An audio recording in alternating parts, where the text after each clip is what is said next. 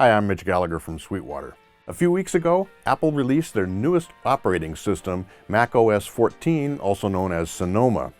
Now, a new operating system is a big deal because we rely on our computers in our studios, of course. Everything we do basically is centered around that computer, and so changing the operating system can be a big deal. Should you upgrade? Should you wait? I'll tell you more in this video, and I'll also give you some resources you can check out to help guide you as you make your decision on whether or not you should upgrade. First of all, I'm going to say it right up front here. My advice is be patient.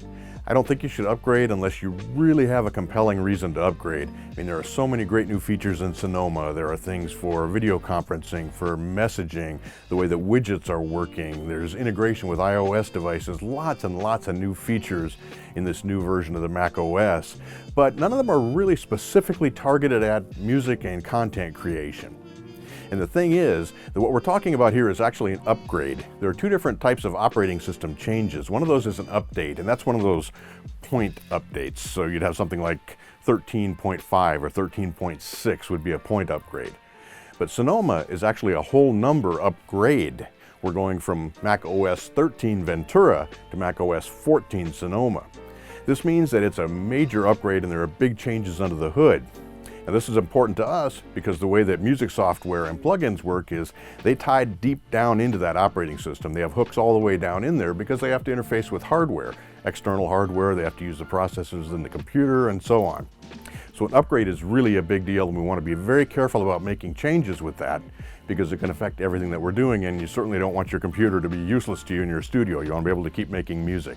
Now, I will tell you, I've had Sonoma running here on my computer for a number of weeks, basically since it came out, and it's been a pretty smooth transition for me. I've had very few problems. Things seem to be operating very well. I've been running Pro Tools, I've been running Studio One, I've got a variety of plugins, a variety of instruments, but there are some things that have been a little, shall we say, wonky. Up until just a couple days ago, the Universal Audio apps were giving me some problems, but actually a new version of UAD as well as Luna was released just a couple days ago, and that does have full Sonoma compatibility, so we're good there. I've also been running PreSonus Studio One. They're telling us that their apps are basically Sonoma compatible.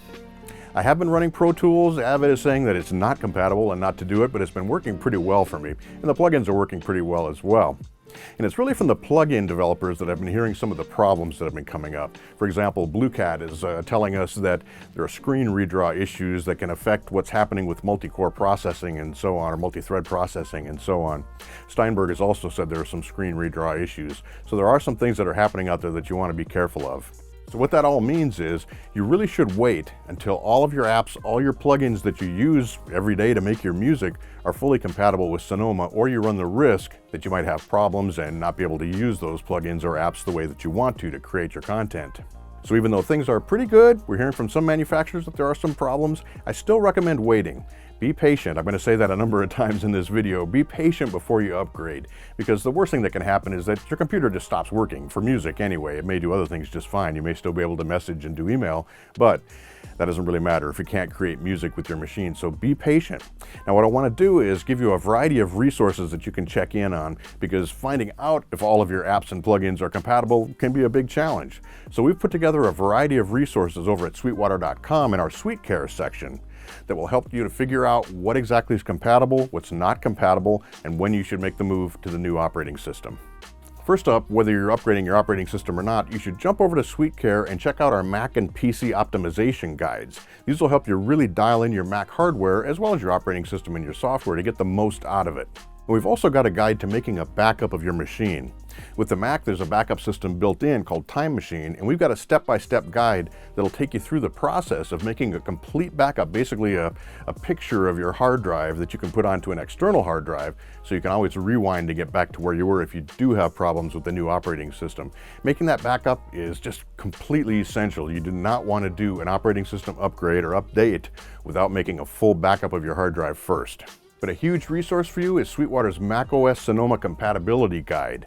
This is a chart we've put together where we've listed the manufacturers that are making hardware and software for Macintosh. And we've listed whether or not they've reported compatibility, that they're not compatible, if there are any problems, as well as links to their sites that will tell you exactly what's happening with individual pieces of software and plugins. This is a huge resource, and we're actually updating it daily. So as we get new information in from the manufacturers, we're updating that compatibility guide so you're always up to the minute with the latest news on what's working and what's not working with Sonoma. But compatibility goes beyond plugins and apps, so we're also covering hardware in this chart. Your audio interface, anything that you plug into the computer that accesses the operating system, your apps, and your plugins needs to be compatible as well. So we included all that information in the macOS Sonoma compatibility guide as well. So before you upgrade, take a breath, step back, be patient, make sure you need to upgrade and that you're ready to upgrade before you start.